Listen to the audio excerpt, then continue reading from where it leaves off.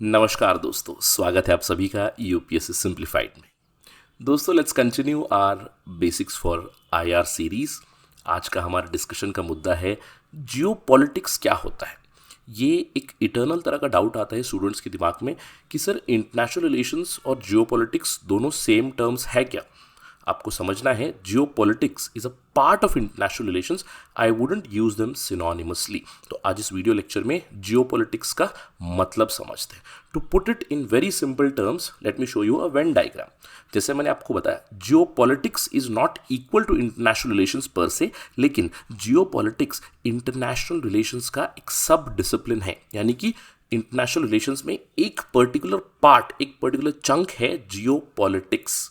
Sir दूसरे chunks क्या है, फिर दूसरे एरियाज ऑफ स्टडी क्या हो सकते हैं। देखिए, इंटरनेशनल रिलेशंस एक बहुत ही वाइड सब्जेक्ट है जहाँ पे we talk about political economy, हम लोग कॉन्फ्लिक्ट स्टडीज़ करते हैं, कंपैरेटिव स्टडीज़ करते हैं, इंटरनेशनल ऑर्गेनाइजेशंस की स्टडी करते हैं, ग्लोबल गवर्नेंस के बारे में पढ़ाई करते हैं। तो अलग अलग सब डिसिप्लिन्स आपको मिलेंगे इंटरनेशनल रिलेशंस में, उसमें से एक है जियो पॉलिटिक्स।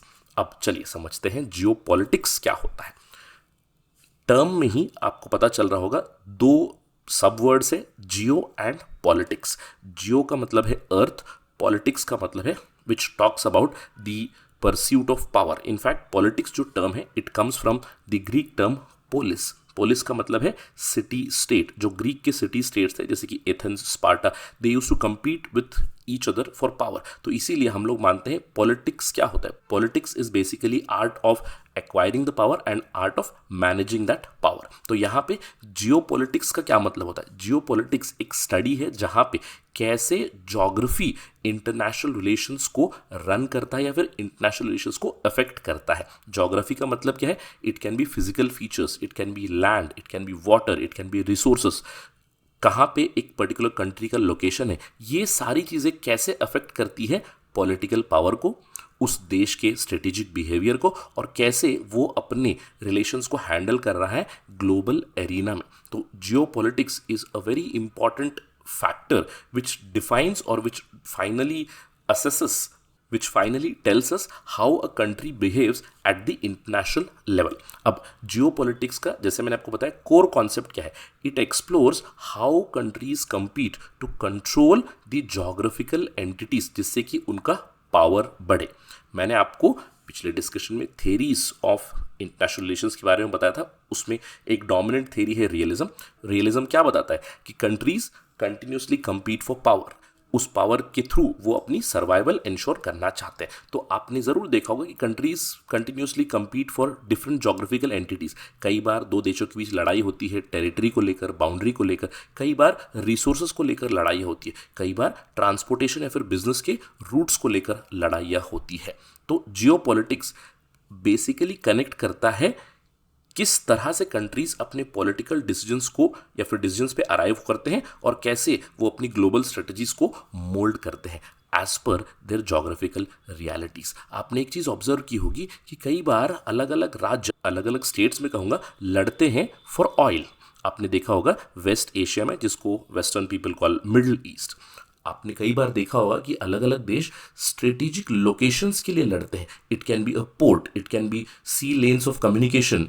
कई बार हम लोग एक सवाल पूछते हैं कि क्या कोई स्टेट अगर उसकी लोकेशन एक एक जगह पे, can it fight Wars at another part of the world. ये सारी चीज़ें कैसे डिसाइड होगी, उसके जोग्राफिकल लोकेशन पे, उसका जो कॉन्सेप्ट ऑफ पावर है उसके ऊपर डिपेंड करेगी, and that power itself depends on the geographical entities as well. I hope you get the idea. अगर आपको आइडिया नहीं आया तो let me tell you what are the key factors. सबसे पहले जियोपॉलिटिक्स में की फैक्टर क्या है, ज्योग्राफी और टेरिटरी है। सबसे इंपॉर्टेंट क्वेश्चन है कि कैसे उसको जोग्राफिकल एडवांटेज मिलता है, और सब कुछ पावर का खेल है, क्योंकि उसको अगर जोग्राफिकल एडवांटेज है तो वो पावर गेन कर सकता है, अपनी पावर बढ़ा सकता है और अपनी सर्वाइवल को इंश्योर कर सकता है। जैसे for example United states of America की अगर आप लोकेशन देखोगे तो वो एक आइलैंड एरिया है, उसके अगल बगल में बहुत कम कंट्रीज मिलती हैं, इसीलिए उनके लिए they don't have too much of boundary issues. वहीं पे अगर आप दूसरे देश देखोगे, अगर कोई लैंडलॉक कंट्री है, उसको पानी की जरूरत होती है, यानी कि उसको सी लेन की जरूरत है ट्रांसपोर्टेशन के लिए, it has to rely on others. I hope इस एग्जाम्पल से आपको आइडिया आ चुकी है। और यही एंटिटी, यही जोग्राफिकल एंटिटीज आपको बताएंगी कि कैसे नेशन अपनी फॉरेन पॉलिसी को डिवाइस करता है। क्या वो लड़ाई कर सकता है किसी एक जोग्राफिकल एंटिटी के लिए? फॉर इंस्टेंस अब रशिया की बात करें, रशिया आपने पिछले कुछ सालों में, मैं कहूँगा पिछले एक दशक में ऑब्जर्व किया होगा, रशिया ने क्रीमिया के ऊपर कब्जा किया, रशिया की लड़ाई चल रही है यूक्रेन में। क्यों? क्योंकि there is geo politics involve. Why? Because Russia wants those ports which are available 365 days, right? Just an example, अभी थोड़ी देर में उसके ऊपर और भी चर्चा करेंगे।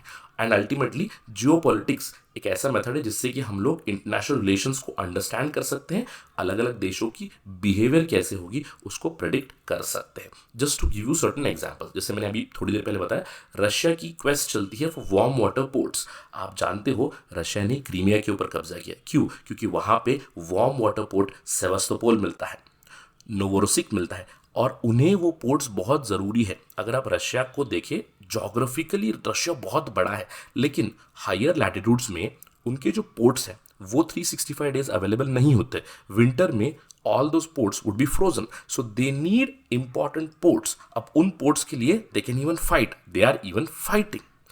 अफ्रीका के लिए स्क्रैम्बल चल रहा है। Africa is earlier it was considered as a dark continent. अभी सभी लोग अफ्रीका के पीछे पड़े हुए क्योंकि वहां पे ढेर सारे रिसोर्सेस है।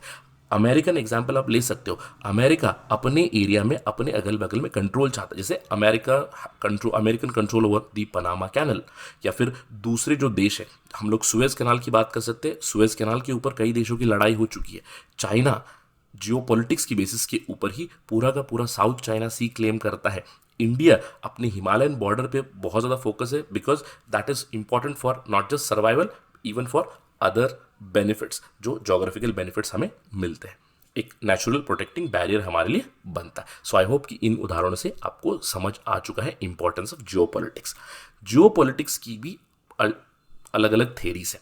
इन थेरी से आपको समझ में आएगा महत्व जियोपॉलिटिक्स का क्या है। जैसे हैल्फर्ड मैकिंडर की हार्टलैंड थेरी है। मैकिंडर आर्ग्यू करते हैं कि जो भी यूरेशियन हार्टलैंड को कंट्रोल करेंगे, यूरेशिया मतलब एशियन कॉन्टिनेंट और यूरेशिया का जो मिक्स आपको मिलेगा, जैसे predominantly the area connecting Europe and Russia, उसके ऊपर जो भी डोमिनेट करेगा वो पूरे वर्ल्ड के ऊपर डोमिनेट कर सकता है।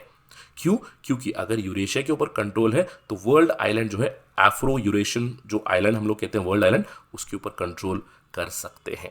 मैकिंडर कहते हैं whoever rules East Europe they command heartland and whoever rules the heartland they command the world। इसीलिए आपने देखा होगा ईस्टर्न यूरोप में मल्टीपल लड़ाई हो चुकी हैं, world war 1, world war 2, because of these areas. Similarly Alfred महान की थेरी है सी पावर की। आई एम क्वाइट श्योर इसको आपने जरूर सुना होगा। महान आर्ग्यू करते हैं अगर आपको कंट्रोल करना है पूरे विश्व को, पूरे वर्ल्ड को, तो आपको अपनी नेवी स्ट्रांग करने की बहुत ज़्यादा ज़रूरत होती है। अगर कोई भी ग्लोबल पावर बनने की आकांक्षा रखता है, उनकी महत्वाकांक्षा है कि वो ग्लोबल पावर बने, तो एक स्ट्रांग नेवी को मेंटेन करना बहुत ज़रूरी होता है, क्योंकि कमर्शियल शिपिंग को कंट्रोल करना है, अलग अलग बेसिस आपको बनाने हैं। महान के वर्ड्स में ही वो कहते हैं sea power is the key to world dominance. He says, whoever rules the waves, they rule the world. Similarly, Nicholas Spykman की रिमलैंड थ्योरी है। रिमलैंड मतलब जो यूरेशिया का, यानी कि यूरोप और एशिया का जो एरिया है, जो मैंने आपको बताया ईस्टर्न यूरोप, वहाँ पे जो भी यूरेशिया के रिमलैंड्स को कवर करेगा। रिमलैंड मतलब उसके बाउंड्रीज पे स्ट्रेटेजिक पॉइंट्स हो गए, स्ट्रेटेजिक पोर्ट्स हो गए, अगर उसके ऊपर डोमिनेंस मेंटेन करेंगे, then they can ultimately rule the world according to Nicholas Spykman. In his words, whoever controls the rimland rules Eurasia, and whoever controls Eurasia, they will control the destinies of the world. I hope कि इससे आपको पता चल गया होगा कि geopolitics term हम लोग किस लिए इस्तेमाल करते हैं। अब क्वेश्चन उठता है, सर इंटरनेशनल रिलेशंस में जियोपॉलिटिक्स का महत्व क्या है? एक बहुत ही इंपॉर्टेंट सब डिसिप्लिन है। जैसे मैंने आपको बताया, international relations itself is a multi disciplinary subject, जहाँ पे हम लोग पॉलिटिकल एनालिसिस करते हैं, इकोनॉमिकल एनालिसिस करते हैं, हम लोग कल्चरल डिस्कशन करते हैं, तो अलग अलग एरियाज के ऊपर इम्पैक्ट होता है। जियोपॉलिटिक्स अभी और भी ज़्यादा वाइड बनता हुआ जा रहा है। आज अगर हम लोग बात करें, it is not just about capturing of geographical entities और capturing those points of power, लेकिन जोग्राफी से जुड़े हुए ग्लोबल चैलेंजेस आ रहे हैं। जैसे climate change is a challenge, energy security is a challenge. Technology में अगर हम लोग देखें कहाँ से इंटरनेट के केबल्स जा रहे हैं, कहाँ से अंडर सी केबल्स जा रहे हैं, वो भी बहुत ज़रूरी बन चुका है। माइग्रेशन एक बहुत ही बड़ा चैलेंज बन चुका है अलग अलग देशों के लिए। तो even cyber geography is playing a big role today. इसीलिए study of Jio politics becomes extremely important, जिससे governments can design their foreign policy, जहां पे geopolitics plays a very important role. Businesses के लिए भी बहुत ज़रूरी होता है, बिजनेस एनालिस्ट के लिए, दूसरे थिंक टैंक्स के लिए भी जियो पॉलिटिक्स बहुत ज़रूरी बन जाता है। आपने कई बार देखा होगा कि जिस तरह से ग्लोबलाइजेशन के फोर्सेस अभी इवॉल्व हो चुके हैं, एक तरफ का share market is connected to another area as well. तो एक पर्टिकुलर कंट्री में अगर कुछ चेंज हो जाए, उसका impact all over the world हमको देखने को मिल रहा है। That is why geo politics becomes extremely important. I hope that you have observe the importance of Jio politics in the last 5 to 6 years। जब से कोविड-19 आया है, जियो पॉलिटिक्स के ऊपर आपने बहुत सारे आर्टिकल्स, बहुत सारी स्टडीज़ आपने देखी होगी कि चाइना, किस तरह से चाइना का दबदबा ग्लोबल सप्लाई चेन के ऊपर रहा है, क्यों रशिया यूक्रेन से लड़ रहा है, क्यों रशिया क्रीमिया के ऊपर कब्जा कर रहा है, या फिर क्यों मिडल ईस्ट में, क्यों वेस्टर्न एशिया में लड़ाइयाँ होती हैं for controlling the energy rich areas. ये सारी चीज़ें जियोपॉलिटिक्स से कनेक्ट हो जाती हैं। तो in a nutshell, just to conclude the discussion, geopolitics is a sub-discipline of international relations.